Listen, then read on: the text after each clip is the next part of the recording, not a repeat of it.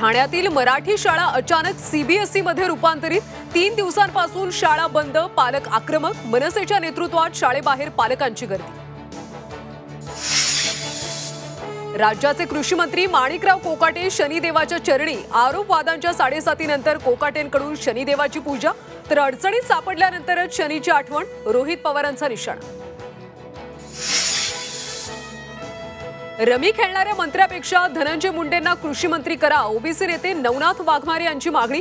माणिकराव कोकाटे यांचा राजीनामा घेण्याची मागणी।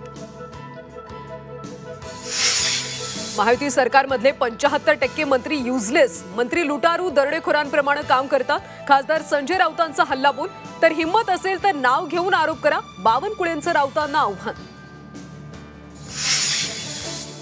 लाडकी बहीण योजनेचा 14,000 पुरुषांना लाभ। लाभार्थ्यांच्या छाननीत धक्कादायक प्रकार उघडकीस।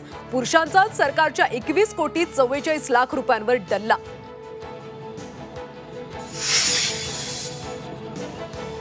मुंबई पुणे एक्सप्रेसवेवर वाहनांचा विचित्र अपघात। कंटेनरचा ब्रेकफेल झाल्यानं 12 ते 13 वाहनं एकमेकांना धडकली।